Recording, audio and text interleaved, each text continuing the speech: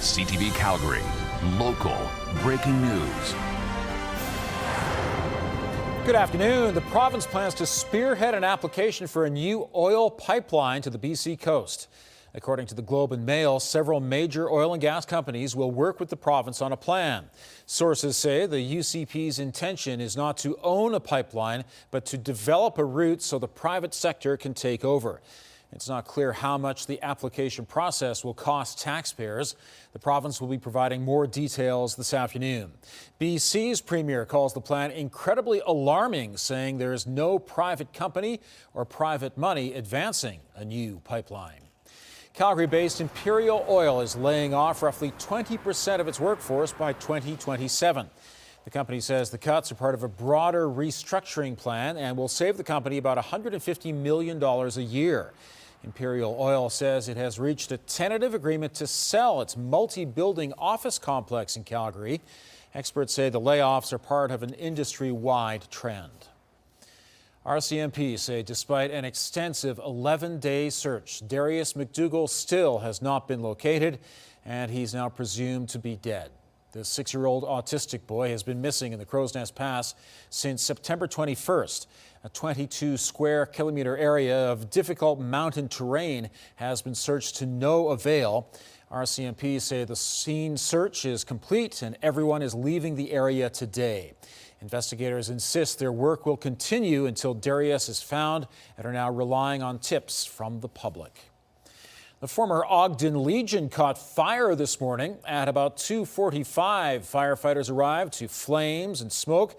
It took several hours to get the fire under control. The building has been vacant for several years after the Legion closed down. It's been slated for demolition since 2023. What sparked the fire is still under investigation. The Alberta government says it will give parents some financial help if teachers go on strike next Monday. Premier Danielle Smith announced the funding yesterday. Parents and guardians of students 12 and under attending a public, separate, or francophone school would receive $150 a week as long as the strike goes on. Parents would have to apply to the province for the funding, and the first payment will be made October 31st. Meantime, the education minister says the province plans to hire more educational assistants. This commitment to hire 1,500 EAs was made alongside the teacher agreement, and despite the outcome of the agreement, we are proceeding with this commitment. Well, we would need government to be serious about what teachers are asking for and to look at the situation that they have put us in.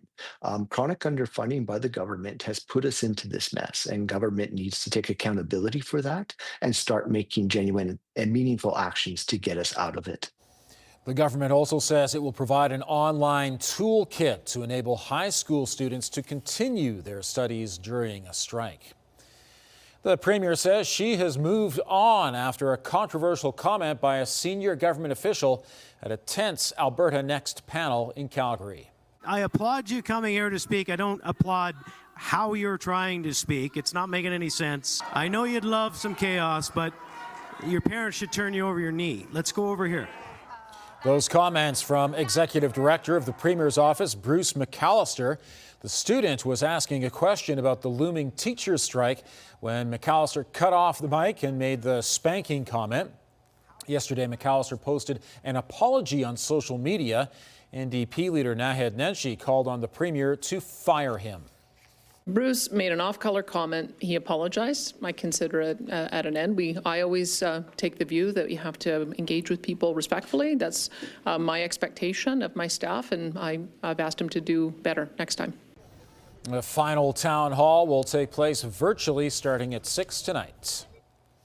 5 provinces raised their minimum wages today, and that means Alberta now has the lowest in Canada. Alberta's current rate is $15 an hour. It was set back in 2018 when the NDP were in power. Alberta's Federation of Labor says the provincial minimum wage should be indexed to inflation and hiked to $20 an hour.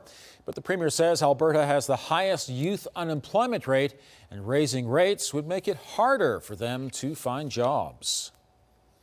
Alberta is making sure people receive their social assistance checks while Canada Post workers are on strike. Those payments include assured income for the severely handicapped, income support payments, seniors benefits, family support for children with disabilities, and public guardian and trustee supports. Albertans who receive the benefits will be notified via email or phone where they can pick up their checks. People can also sign up for direct deposit. The province says it won't send out any non-critical mail as long as the postal strike goes on. Growing concerns over safety on the internet means there's greater need than ever for cybersecurity experts. That's why SAIT is kicking off Cybersecurity Awareness Month with a new Cyber Range. It's a simulated environment to train, test, and research that mirrors real-world attacks.